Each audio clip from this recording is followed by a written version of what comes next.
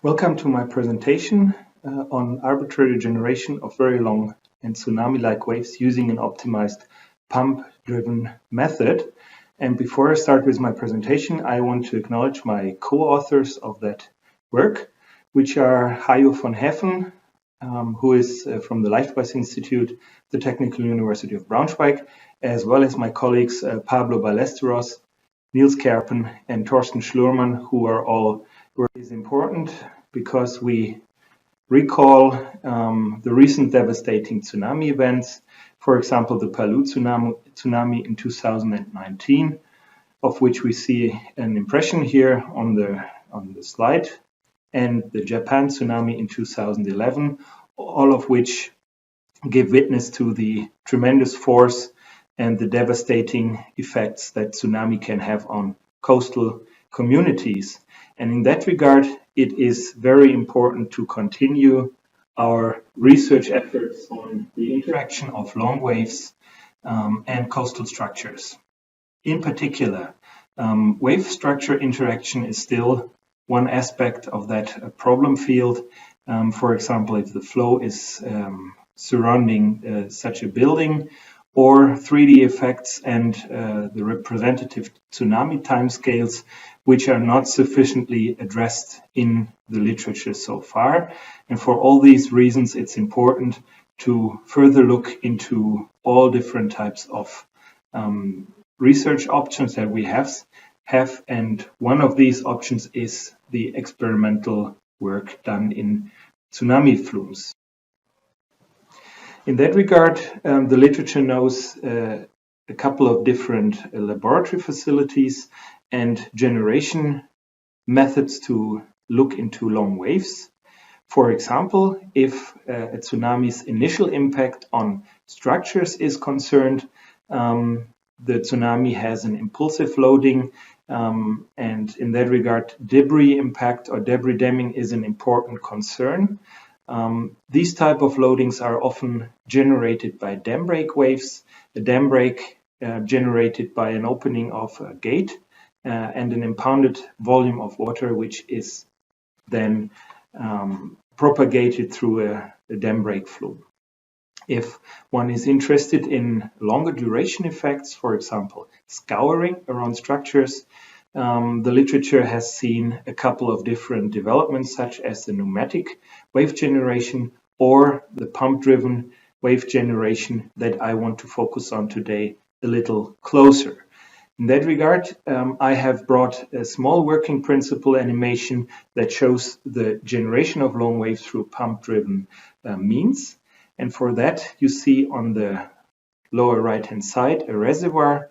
On the left-hand side here, you see a pump, you see a propagation section, and if we start to rotate the pump to the right, we will see that the reservoir empties and that an additional volume of water is pumped into the propagation section, which is starting to propagate to the right as long as the pump is in controlled motion, and that continues and generates a wave that is propagating to the right up to the point where the pump direction is reversed. If we start to reverse it, the volume flux is towards the left and the reservoir is filled again. And if we continue this, we will be able to generate a wave trough. And by controlling the pump in a meaningful way, having a target time history that we want to match, in terms of the surface elevation, for example, you will be able to generate a very long wave in arbitrary form. And that principle is also picked up in our new facility that I'm presenting today. And the objectives for that talk is to improve the long wave generation through pumps. And in that regard, it is important to provide an accurate surface elevation. First of all, that's very important to match what we have observed in nature. It is also important to increase wave period, be accurate about it, and also achieve large durations, as this is often a problem in laboratory settings, that the duration of the tsunami phenomenon is not accurately matched. And last but not least, we also want to provide a larger experimental space a space in which all various kinds of problems can be studied in experimental work. The new long-wave flume that has been constructed in the year 2019 is now shown on the next two slides. First of all, I have listed here a couple of features.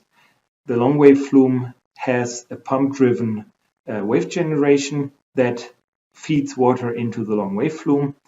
The wave flume itself, the propagation section, is a reinforced concrete construction with dimensions of 80 meter by 4 meter by 1.20 meter in height.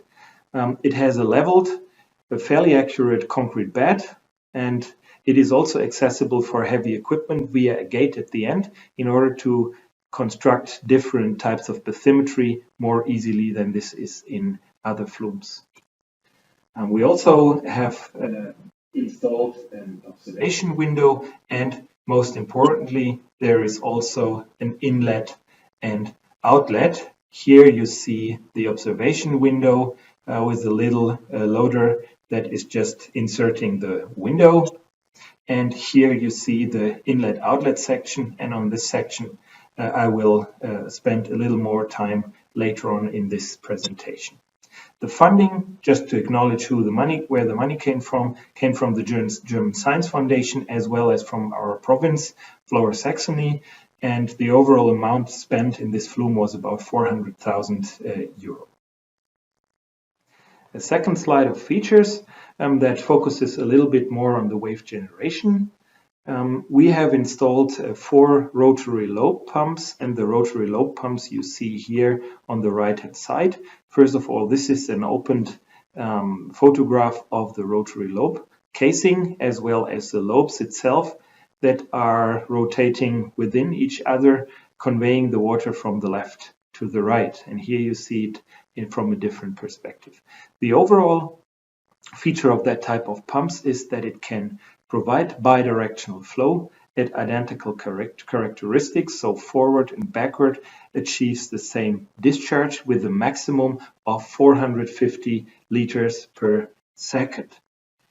It stores the water in 4 containers of up to 43 cubic meter volume.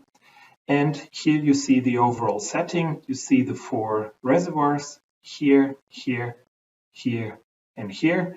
Then you see the pumps, all driven by electric synchronous motors, and you see the ducts that convey the water from the reservoir into our propagation section.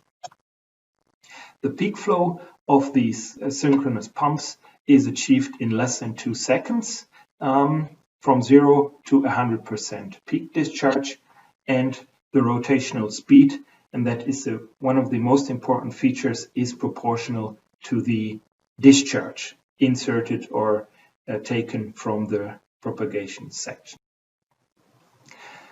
The inlet and outlet design was a crucial aspect of the performance of the facility, and in order to be at an optimal design, we have first consulted with literature, and there is some initial literature on different types of diffusers.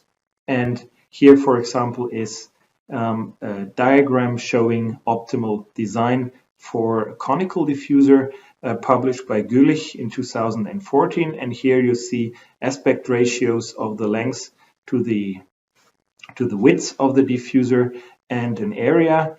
And by consulting with these type of diagrams, we were able to determine the first couple of sets for the diffusers. These were then further optimized by numerical and also by physical modeling. And on the right-hand side, you see 3 different diffuser options that we have tested, as well as the final construction that you see in the top here in this slide.